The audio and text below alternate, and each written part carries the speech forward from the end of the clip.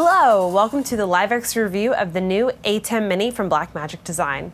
My name is Aubrey Russell. I'm a producer here at LiveX, and I'm excited to dive right in today.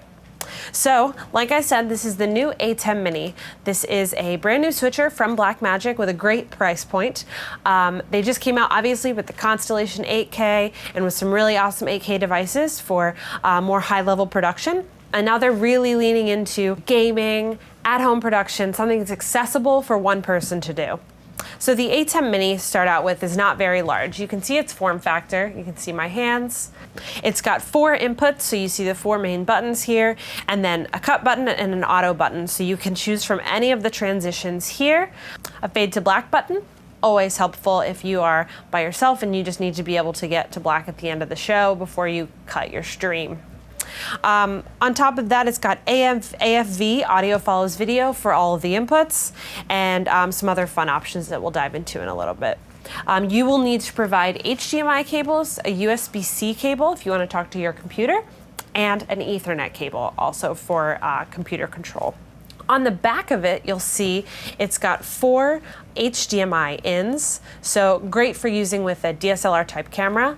Today I'm actually using it with the Pocket Cinema Camera 6K from Blackmagic. They were nice enough to send one of these along as well. We've got a Canon 24-70 zoom lens on it, and if you want to see what this image looks like, let me tell you, it looks like that. As you can see, we've got the Pocket Cinema 6K camera on display here. And then when I switch back to input 2, we've got our laptop input. So if you wanted to be able to have your game on here and then have your camera as another option, it's very small, it's very sleek, kind of has everything you need all in one. So if you're a gamer, picture-in-picture is key. You're going to be able to want to have your game as your full screen input and then be able to have yourself either keyed on or simply in a camera box or webcam box on the screen as well. This switcher, on its form factor, also has picture-in-picture buttons. These are those 6 buttons there. So let me go back to my background input from my computer, input 2. And now I'm going to have input 1 set to picture-in-picture. So these 4 buttons decide where I want that picture-in-picture. I currently have it set up in the bottom corner on the left-hand side. And currently it is lit up as off. I'm going to turn it on. It turns red. And if you can see now, I am now a picture-in-picture from input 1 onto my main screen. With this, you can quickly punch it up and you'll now be at the top. Again, you can be on the right side top or the bottom right as well. So any of those 4 are quick buttons right there. Done and done. Super easy. You can also Chroma Key. So if you are a gamer who doesn't want anything else besides your image on the screen, there is a Chroma Key option here as well. A feature that I also really like is that right now these 4 buttons are program buttons. So they are hot buttons. So if I want to do, right now I have the cut effect going, but say I want to do auto with a mix effect. Now, whenever I hit these buttons, it's going to auto dissolve. It's going to dissolve from that back to that. I can change the speed of that dissolve with these 4 buttons above the cut button. It says duration on the bottom.